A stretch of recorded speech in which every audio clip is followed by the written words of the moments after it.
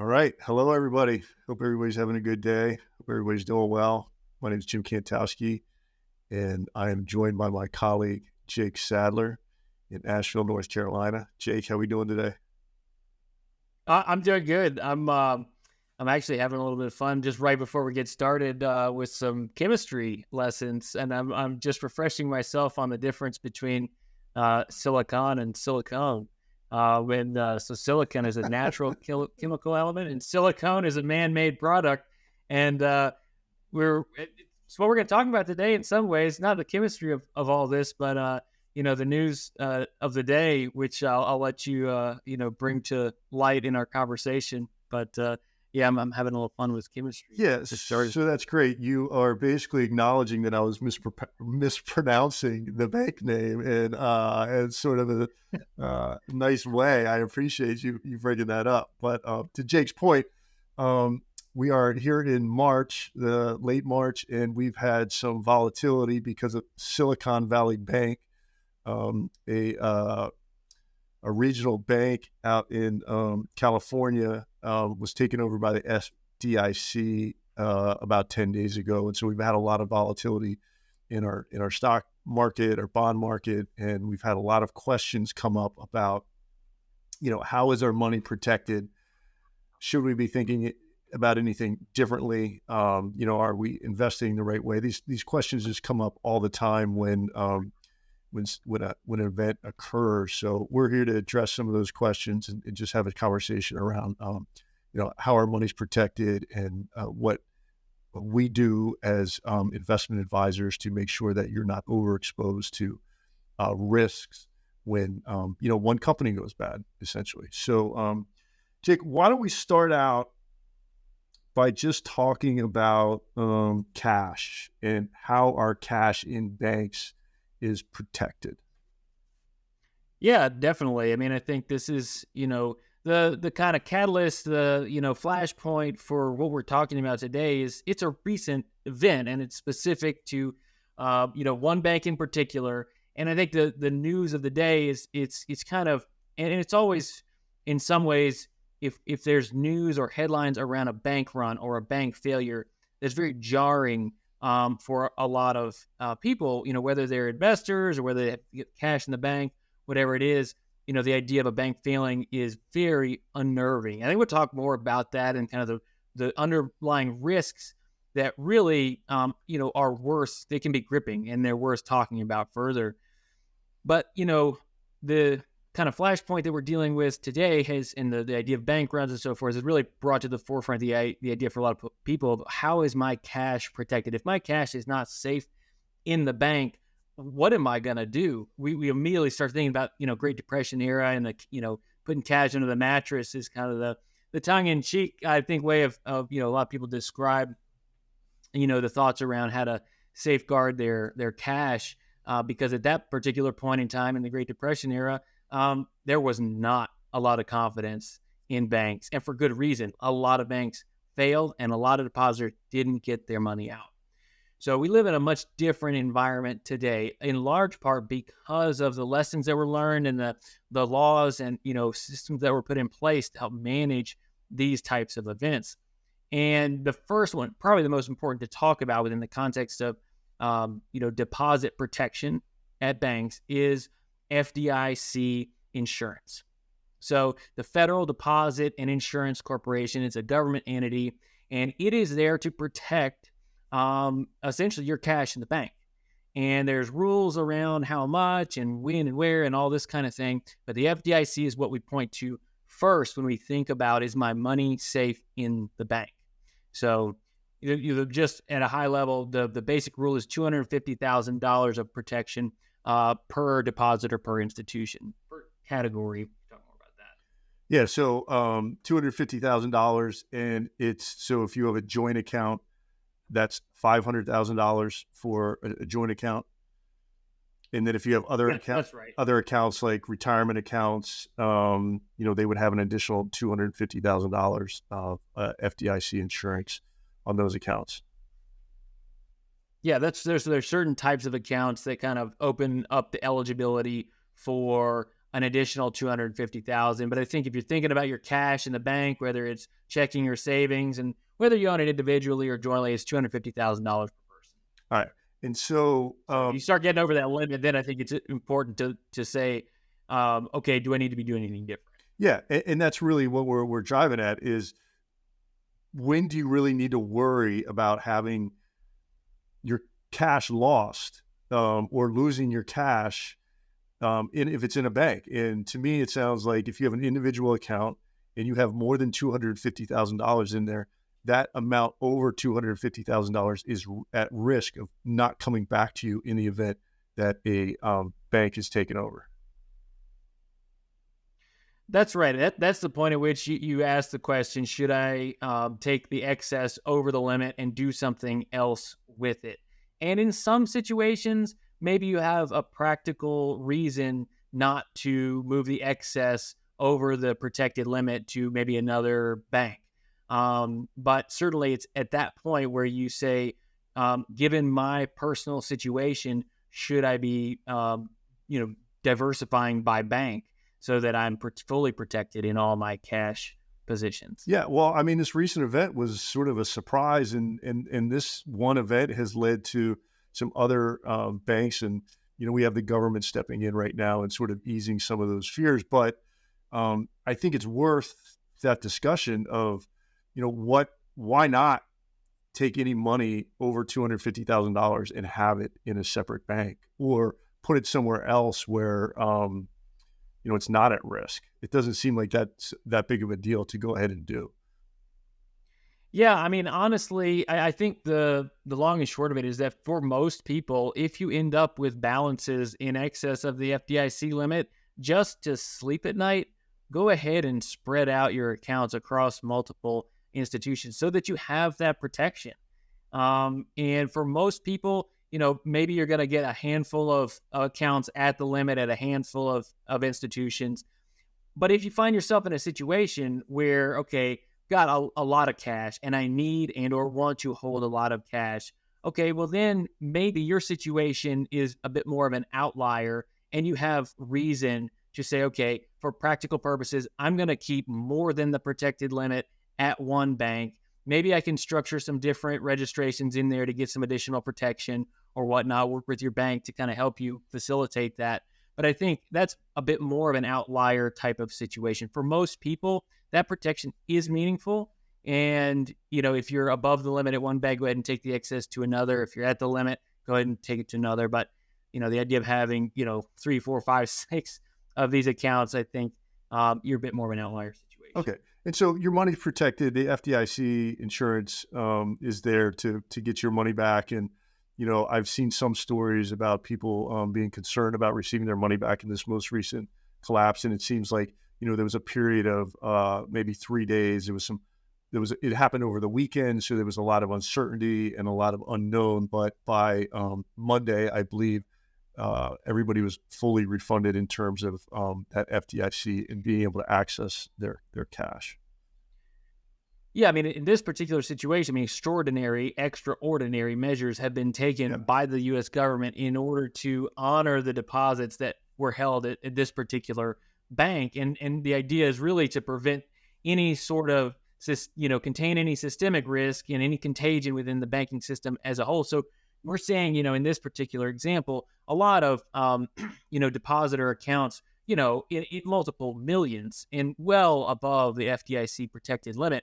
And they're getting, their full deposits back because, again, of extraordinary measures taken by the U.S. government beyond the FDIC protection. But I think it also points to the fact is how come there's so many depositors with accounts over this FDIC limit? And a lot of them were business accounts. A lot of them, these are kind of operating accounts for really large businesses and this sort of thing. And so, again, within the context of should I stay under the limit and spread out across banks if I'm over the limit? Again, in this particular situation, a lot of these accounts that are over that limit or in the multiples, millions, these are outlier types of situations, and they need or would have been well advised to take very specific actions that were for their situation so that they may not have been caught out in this particular situation. But those are outlier types of situations in our view. All right.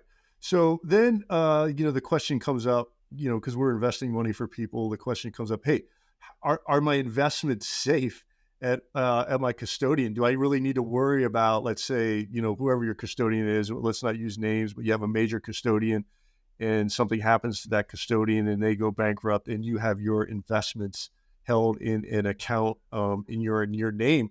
You know, are those assets safe? That's the next question we have. Can those assets be accessed by creditors in the event that a large brokerage custodian fails? This is a really very important question, and I think brings to light something that maybe we hadn't talked about yet, but which is really kind of when we're talking about banks, we're talking about kind of a run on the bank and what can lead to a bank failure and this sort of thing. We are talking about something different as far as these institutions are concerned relative to, say, brokerage accounts where investment accounts are held and this sort of thing. And when it comes to a bank run, I mean, this is what we have when, with a banking institution, you have all of a sudden an extremely high volume of depositors asking for their money back all at once. And when your money's in the bank, it's kind of the bank takes it in and you have your account, but the actual funds are commingled essentially with everyone else's. And then the bank is allocating those funds for their own purpose and for their own business operations and this sort of thing. So when a run on the bank occurs, the bank's got to come up with the cash, and they've got to come up with the cash fast.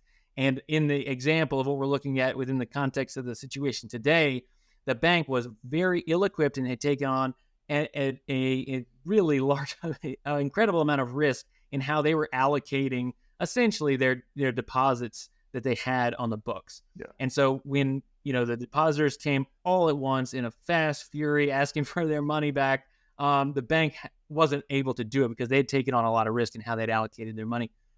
The way your assets are held within a brokerage account are different.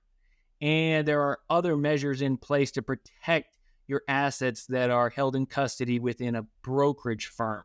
And there's some rules on the books. I think the SEC has a rule, if I'm not mistaken, Jim, that maybe you can kind of bring some light to that addresses kind of the aspect of custody of assets within the brokerage firm. And if a brokerage firm goes bankrupt, is that everybody's money that's creditors can get access to, or how is it segregated client accounts or client money within a brokerage firm? Yeah, the SEC does have a consumer protection rule, which requires custodians to hold stocks, bonds, and other investments held by a individual, segregated specifically from the custodian's assets. So they need to be held in a separate place. They're not commingled with the other assets. And so that run you're talking about that would happen, it just wouldn't happen within a custodian because you're going into your own individual account. You're taking that money out. It's not commingled anywhere else. It's not going to be affecting other investors at that institution. So that same type of run really would not come into play if when you have your assets in a custodial account or with a custodian. And there's audit procedures in place that the SEC requires. They'll come and do audits, and there's a lot of restrictions and procedures to make sure that the custodians are strictly following those rules. Yeah, so these brokerage firms, they do have their own set of rules, and they are different and apart from the rules and protections for bank deposits. And those rules that you were pointing to are some very important ones when you think about how your money's held and at a bank versus a brokerage firm. And there are certainly some other measures of protection for brokerage firms that are kind of similar to the FDIC protection. And one that we can talk about a little bit is the SIPC protection, or the Securities Investor Protection Corporation. And so it's a U.S. government creation, but it's not a U.S. government agency. And this insures brokerage accounts up to $500,000, but only up to $250,000 for cash in those accounts. There's some rules around the cash. So the cash that is protected by the SIPC it's only protected if it was intended to be used for securities transactions. So you can't just kind of put some cash at the brokerage firm and kind of get the equivalent of the FDIC protection, just leaving it on deposit, earning some interest. It really has to be there and intended for the management of your securities portfolio and securities transactions. So there's some rules around that. And I think what SIPC protection fundamentally protects against is a little bit different than FDIC protection, where this is really bank failure that FDIC protection is covering for depositor accounts at banks, whereas SIPC protection in a lot of ways is protection against fraud or protection against a bankruptcy or insolvency for the brokerage firm where assets weren't custody or managed properly. Right. It's kind of a last measure of defense in a really ugly situation where a lot of rules were broken along the way. Right. And then I think over and above the SIPC insurance, a lot of the custodians have additional insurance in place to provide additional protection in the event something like that's happened. So, there's concern sometimes. They'll be like, hey, I got all my money in one custodian. Do I really need to put it in, break it up and have it in other custodians? That's not a real concern necessarily of ours unless you have a significant amount of assets, because all these rules are in place. And, quite frankly, the bigger risk is that, your assets go down in value in total. So that's what we worry about in a lot of cases. But before we go there, let's just touch on money markets and other cash investments held in brokerage accounts. I was struggling to find my words there. They're not the same as cash. Yeah, so there's, again, kind of pointing to some differences in, okay, so the SIPC, this is some measure of protection. We have the dollar amount limits. It's kind of similar to FDIC, and it protects against, it protects your cash in those accounts. But the cash has to be intended for securities transactions.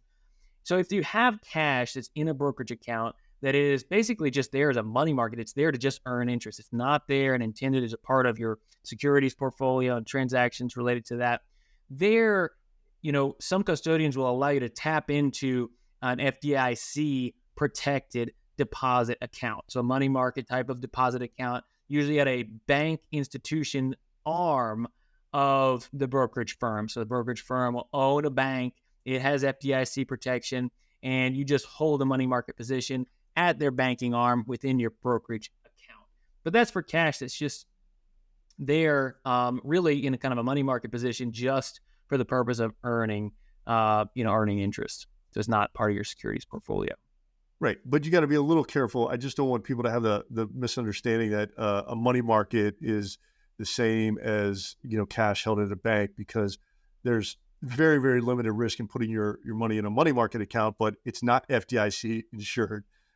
So if for whatever reason, I think there was maybe a fund or two that in the Great Recession in 2007, 2008, those values did go below $1, but it wasn't significant at all. But they're not protected. Yeah. This is a really important point. So in a brokerage account, a lot of times you'll have a core position or a sweep position, as they sometimes call it. It's kind of the cash in your brokerage account. And the idea for that cash, it's held usually in a money market mutual fund type of position. It is not FDIC protected. It is functioning in essentially the same way as cash, but it is not a bank deposit.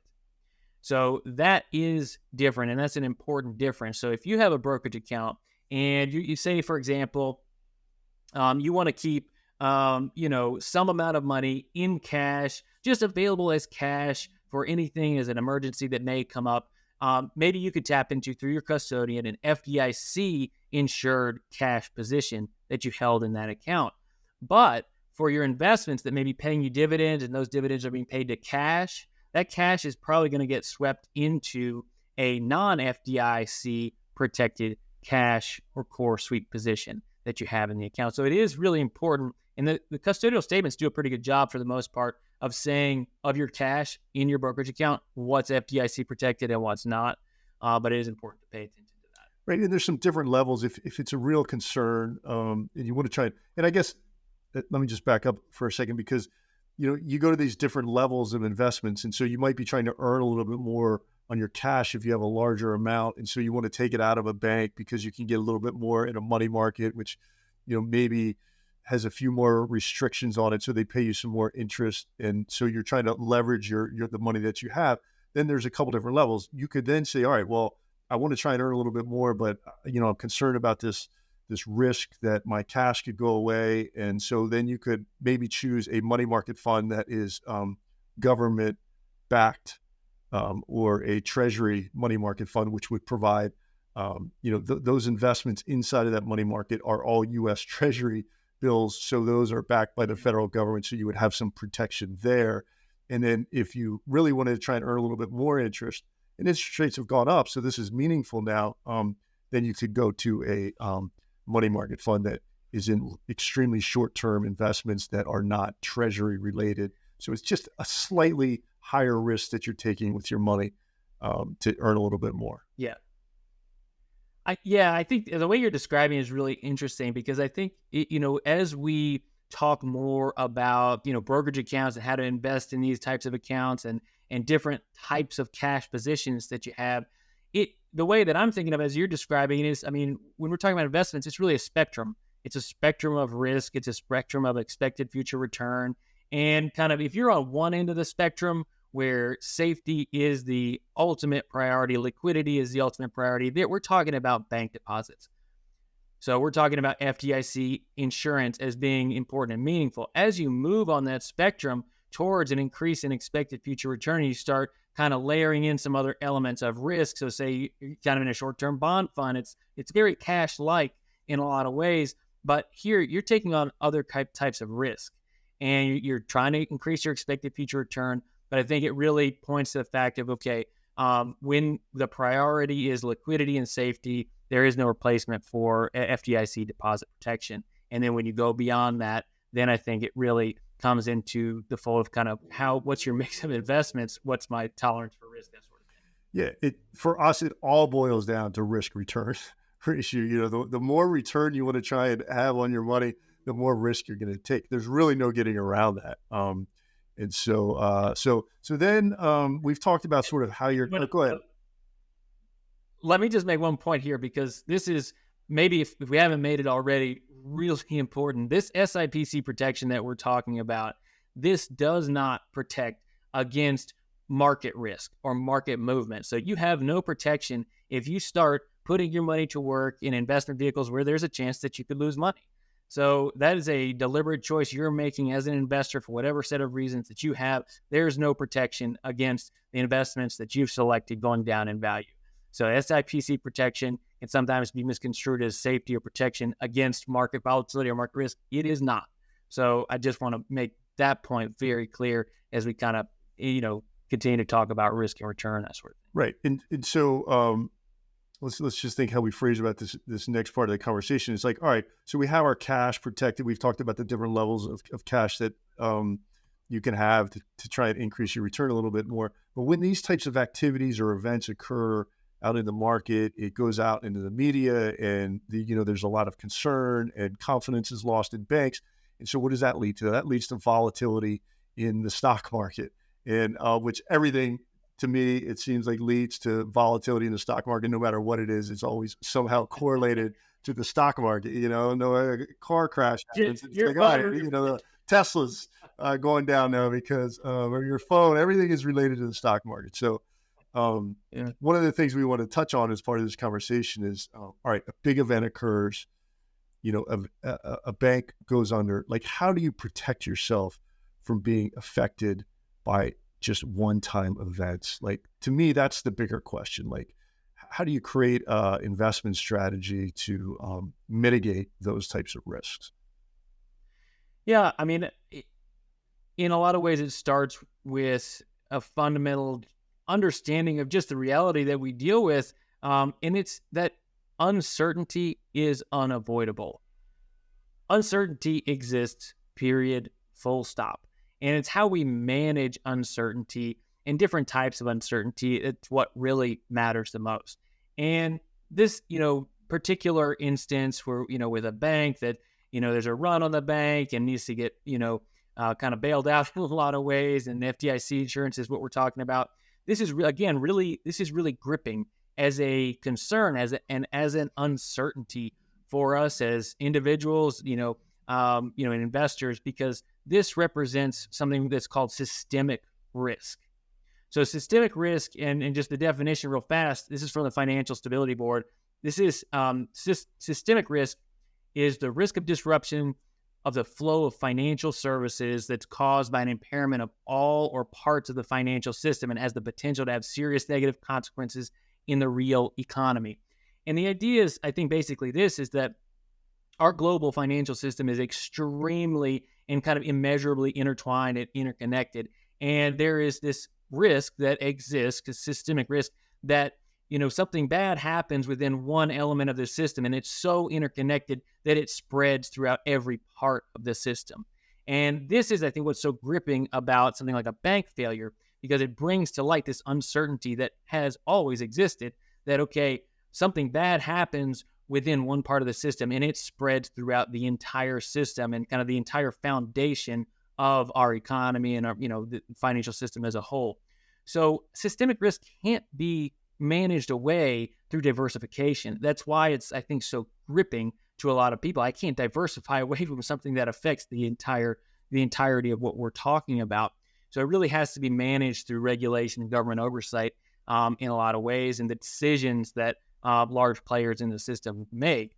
But, I think as we're talking about risk and how do we live with uncertainty, well, number one, we have to accept that systemic risk exists. We hope that it managed appropriately, and we are encouraged when we see actions taken by, for example, the U.S. government to address and help to prevent kind of this contagion and spillover from, a potential systemic risk.